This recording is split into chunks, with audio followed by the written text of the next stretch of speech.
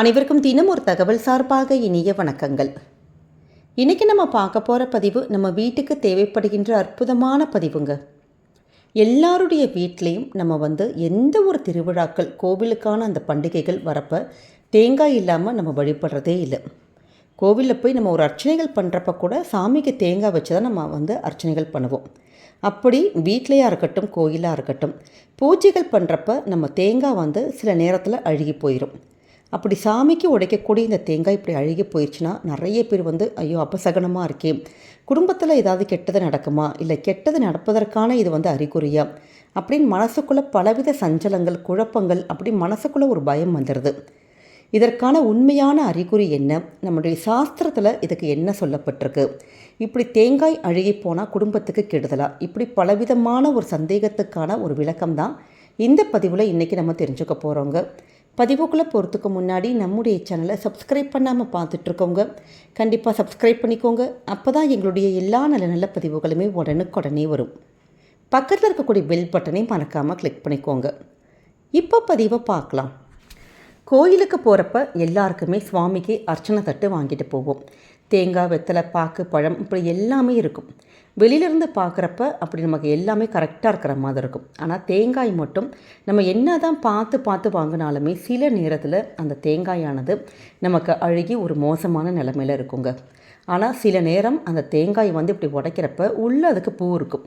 அப்படி பூ உங்களுக்கு இது மாதிரி வந்ததுன்னா நம்ம நினச்ச காரியங்கள் எந்த விஷயத்துக்காக நம்ம நினச்சி சுவாமிக்கு அர்ச்சனை பண்ணுறோமோ, எதற்காக நம்ம வேண்டிக்கிறோமோ அந்த விஷயங்கள் நமக்கு சீக்கிரமாக நடக்கும். அது மட்டும் இல்லாமல் எதிர்பாராத வகையில் நல்ல ஒரு பணவரவு, மகிழ்ச்சியான செய்தி இது எல்லாமே நம்ம குடும்பத்துக்கு கிடைக்கும். குடும்பத்தில் பல மங்கள் நிகழ்வுகள் நடக்கும். இதை தான் இந்த தேங்காய் பூவானது நமக்கு உணர்த்துது. அதே நேரம் சில நேரத்தில் இப்படி தேங்காய் உடைக்கிறப்ப முழு கொப்பரையாக இருக்கும். அப்படி குழந்தை பேருக்காக நிறைய பேர் காத்திருப்பாங்க பார்த்தீங்களா, இல்லை வீட்டில் யாருக்காச்சும் குழந்தை பேருக்காக வெயிட் பண்ணிகிட்ருப்பாங்க. அப்படி இந்த முழு கொப்பரை தேங்காய் மாதிரி நமக்கு வருதுன்னா நமக்கு வீட்டில் சுபகாரியங்கள் நடக்கும், குழந்தை பேர் நமக்கு கிடைக்கும்னு ஒரு ஐதீகம். அது மட்டும் இல்லாமல் சண்டை சச்சரவுகளால் வீட்டில் யாராச்சும் பிரிஞ்சிருக்காங்க, குடும்ப உறுப்பினர்கள் இப்படி தனித்தனியாக இருக்கிறாங்கன்னா மீண்டும் ஒன்று சேர்வதற்கான அந்த மகிழ்ச்சி வரும் அப்படிங்கிறது ஐதீகமாக சொல்லப்படுதுங்க. ஆனால் தேங்காய் இப்படி கோவிலில் கொடுத்துட்டு அது கொஞ்சம் அழுகி இருந்ததுன்னா நமக்கு அபசகனம் நமக்கு நிறைய பேர் நினைக்கிறோம். ஆனால் அப்படி கிடையவே கிடையாது.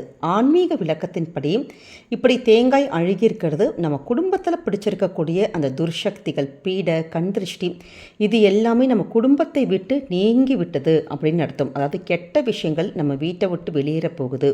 அதனால் இந்த ஒரு தேங்காய் அழுகின விஷயத்தை நல்ல சகுனமாகவே தான் கருதப்படுது. நம்ம எண்ணிய காரியங்கள் எல்லாமே நிச்சயமாக நிறைவேறுங்கிறது தான் இதனுடைய ஐதீகம். அதே மாதிரி குடும்பத்தில் யாருக்காச்சும் உடம்பு ஏதாவது மாற்றி மாற்றி சரியில்லாமல் இருக்குது, இல்லை தீராத பிரச்சனைகள் ஏதாவது இருக்குது அப்படின்னா இப்படி தேங்காய் உடைக்கிறப்ப அழுகியிருந்தால் அந்த விஷயங்கள் பிரச்சனைகள் எல்லாம் தீர்ந்து விடும் ஒரு ஐதீகங்கள் சொல்லப்படுது. அதனால் இப்படி தேங்காய் உடைக்கிறப்ப அழுகியிருந்தால் நீங்கள் மனசு சஞ்சலப்படவோ, டக்குன்னு ஒரு பதற்றம் அடையவோ, ஒரு கெட்ட சகுனம் அப்படி நீங்கள் நினைப்பதற்கான கவலையே பட வேணாம். இது நல்ல சகுனத்துக்கான அறிகுறி தான். இது பல ஆன்மீக அறிஞர்களுடைய ஒரு கருத்து. தேங்காயில் இருக்கக்கூடிய அந்த 3 கண்கள் மனுஷனுடைய மும்மலங்களாகிய மாயை, ஆணவம், கண்மம் இதை தான் குறிக்குது. இதை இறைவனுக்கு முன்னாடி நம்ம உடைக்கிறப்ப என்னுடைய மும்மலங்களையும் உன் முன்னே உடைக்கிறேன். இதுதான் தேங்காய் உடைக்கிறதுக்கான பின்னால் இருக்கக்கூடிய தாற்பயம் கருத்துக்கள். சாஸ்திரங்கள் எல்லாமே நம்மளை மனுஷங்களை நல்லா பக்குவப்படுத்தி நம்மளை நல்வழிப்படுத்துறதுக்காக மட்டும்தானே ஒழிய இது மாதிரியான மூட நம்பிக்கைகளை விதைப்பதற்காக ஏற்படுத்தப்பட்டதே அல்லங்க. ஒரு பக்தன் தன்னுடைய அகந்தையை இறைவனுக்கு முன்னாடி சமர்ப்பிக்கிறான் என்பது தான் இந்த தேங்காய் உடைப்பதற்கான தத்துவம். அதனால் நம்ம வீட்டில் பூஜையாக இருக்கட்டும், கோவிலில் பூஜையாக இருக்கட்டும், எந்த ஒரு வழிபாட்டுகளாக இருந்தாலுமே தேங்காய் உடைக்கிறப்ப இப்படி அழுகி போயிருந்ததுன்னா தேவையில்லாத மனசஞ்சலங்கள், மனசுக்குள்ளே போட்டு வருத்தங்கள் இதெல்லாம் வைக்காமல் உடனுக்குடனே டக்குன்னு வேறு ஒரு தேங்காயை வாங்கி சுவாமிக்கு நம்ம சமர்ப்பித்தோன்னா நிச்சயமாக நம்முடைய குடும்பத்தில் இருக்கக்கூடிய எப்படிப்பட்ட கஷ்டங்களும் நீங்கும். இந்த தேவையில்லாத இந்த மனசஞ்சலங்கள் எல்லாமே மாறுங்க. எளிமையான வழி தான். கண்டிப்பாக இந்த ஒரு விஷயத்தை நீங்கள் எல்லாருமே ஃபாலோ பண்ணி பாருங்கள். இந்த பதிவானது கண்டிப்பாக உங்கள் எல்லாருக்குமே பிடிச்சிருக்கும்னு நினைக்கிறோம். உங்களுக்கு யாருக்காச்சும் இது மாதிரி கோவில்லையா இருக்கட்டும், வீட்டிலையா இருக்கட்டும், இது மாதிரி தேங்காய் உடைக்கிறப்ப அழுகியிருக்கா, அப்போ நீங்கள் என்ன பண்ணீங்க அப்படிங்கிற உங்களுடைய பதிவுகளை நம்முடைய கமெண்ட் செக்ஷனில் ஷேர் பண்ணுங்கள். இந்த பதிவு பிடிச்சிருக்குன்னா மறக்காமல் உங்கள் ஃப்ரெண்ட்ஸ் அண்ட் ஃபேமிலி மெம்பர்ஸ் எல்லாருக்குமே ஷேர் பண்ணுங்கள். அவங்களும் இதை பார்த்து பயன்பெறட்டும். நம்முடைய சேனலை நீங்கள் நிறைய பேர் சப்ஸ்கிரைப் பண்ணாமே பார்த்துட்ருக்கீங்க. நீங்கள் சப்ஸ்கிரைப் பண்ணி உங்களுடைய ஆதரவுகள், சப்போர்ட்டுகள் எங்களுக்கு என்றைக்குமே கொடுக்கணுங்க.